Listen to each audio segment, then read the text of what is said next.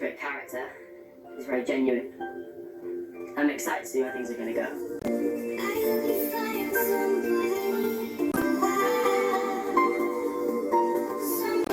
Arabella.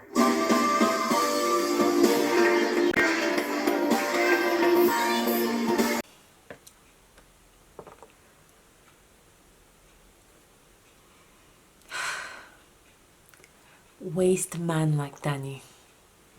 Complete trash like Danny. F-boy like Danny.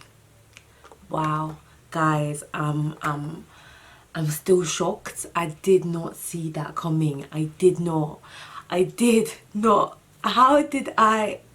When I heard Arabella, I thought, no, Yewande just changed her name. No, I didn't see that coming.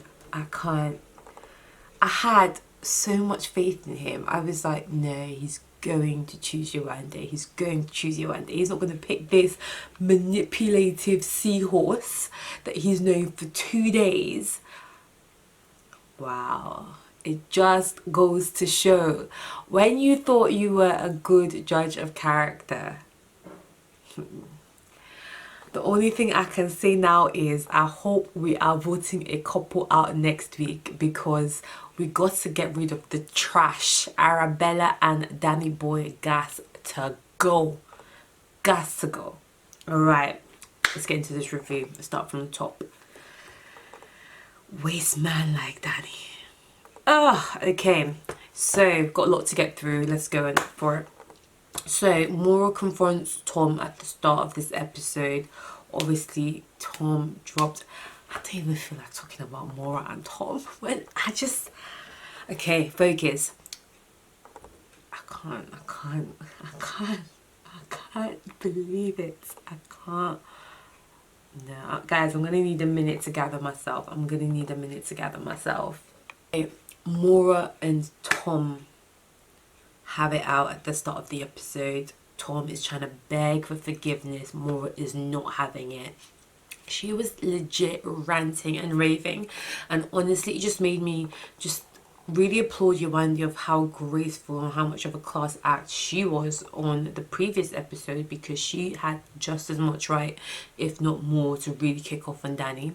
But when I saw Maura ranting and raving, I really thought, God, a black girl could definitely not get away with that. Like, you would have been labelled all kinds of ish, but I was here for it. I liked seeing Maura stand up to Tom. When she said, I don't want a lad, I want a gentleman, someone's going to talk about me with a bit more respect, I was a little confused. I'm not gonna lie. I was like, boss, you don't even talk about yourself with respect. Like, man like Tom is just keeping the same energy you've been giving out. Like, Maura's grown on me.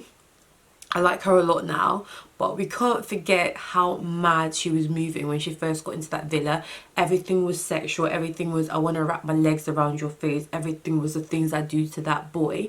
So I feel like if you're gonna put that out about yourself, you really can't act shocked when people say the same things about you. If you're not respecting yourself, how are people going to respect you? And she was like, yeah, but it's a double standard. It's 2019. I don't know why girls can't talk about sex. You know it's a double standard. We've been knowing that it's a double standard. You should have thought about that before you were moving as mad as you were moving. And as much of a double standard as it is, we haven't seen any of the men come in and act like that and be like so overtly sexual and perverted and greasy. And we saw it like when the guys were having a laugh at her expense. It was a bit painful. I'm sure it must have been for her to listen to them laughing at her and saying, yeah, but she can't talk about herself that way and talk about it all the time and then not expect it back. It must have been really hard for her to listen to, and I'm sure, you know, like, she's gonna learn from it. I really hope she's gonna learn from it. In the morning we saw Tom, you know, weasel himself back in there. He literally needed a tractor to dig himself out the hole that boy had dug for himself, and it seems like a tractor was lying just around the corner, because he was pretty good when she calmed down in the morning. They were so cute, so sweet. I loved Maura's sass and her personality when she made him grovel, when she did that little stint with the hairbrush, making him like literally work for it, when she made him brush her hair. I was like, oh, that is actual cuteness. I'm so here for both of them. I was really happy that Tom was able to like graft and get back in there, because I did say earlier on today, you know, that's not his personality. He doesn't come across as that kind of guy. He was obviously just like piping, like showing up for the guys. And you know, I think she could see that when he said that's very out of character for me. I feel like she knew he was genuine. So I loved seeing them work things out. Then we saw Anton the night before comforting Maura, going to try and sort things out between Maura and, you know, Tom. And I just thought, like, Anton seemed like such a genuine guy. He seems so caring, seems quite mature, seems quite funny, you know, obviously extremely attractive. I'm like, what are we not seeing? Why does nobody like him? Obviously he comes across as very hungry, but I'm just thinking, does the boy have BO? Does he have like bad breath?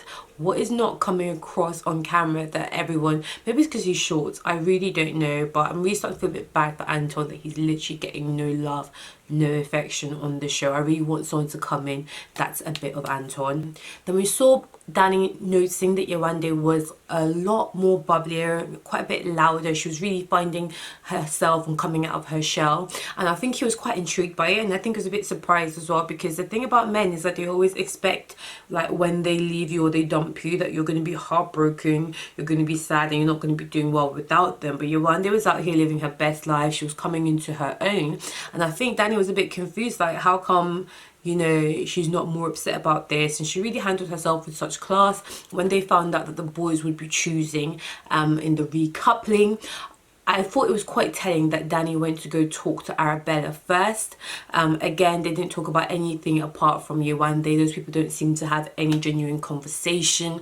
Even Amber called it. She was like, but where are the lulls? Where are the laughter? Where is the banter? They don't seem to have any kind of relationship except for talking about Yewande. And then when Arabella said, if you're the man I think you are, I already know what decision you're gonna make. They teach that shit on day one at the Arts of Manipulation School. Come look at this girl. She's not even trying to hide her manipulations. She's so blatant.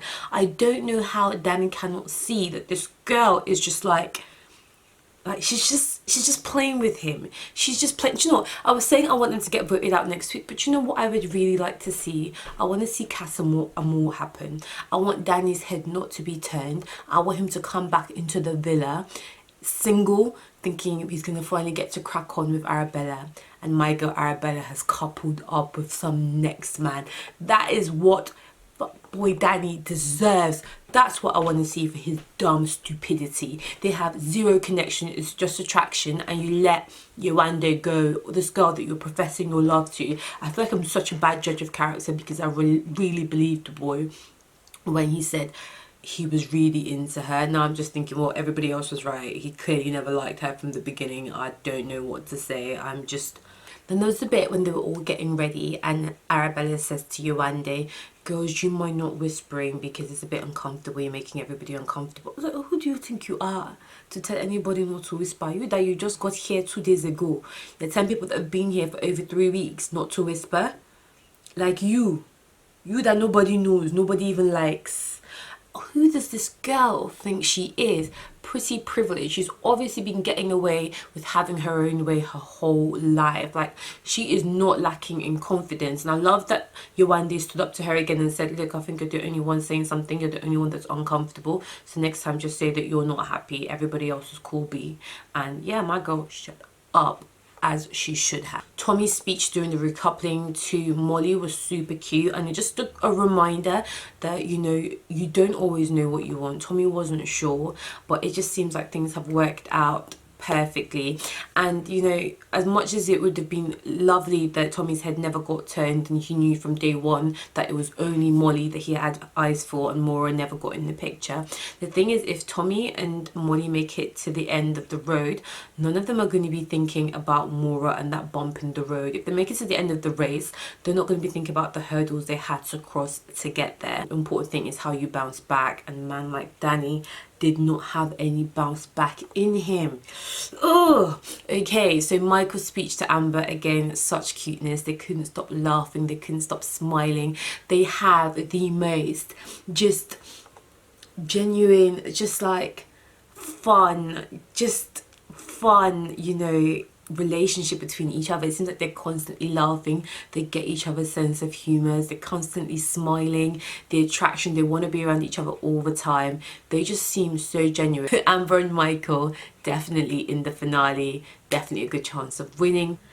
Anton chose Lucy, and at that point I was like, no, Danny's obviously choosing Yewande. Why would they choose Lucy over Yewande? Danny's obviously choosing Yewande, because how can Danny choose Arabella knowing that Yewande will have to go home? And then Danny in his speech says, the girl I'm coupling up with is intelligent and we've connected on an intelligent level. I was like, it's over for Arabella, because none of us have seen any intelligence in that girl since she got there. I was like, no, he's obviously talking about Yewande, who's very clearly intelligent. I was like, well, it's over. My girl Yewande is good. My guy comes and says Arabella. I was like, from where? From where? I was so shocked. I didn't see it coming, did not expect it, so surprised.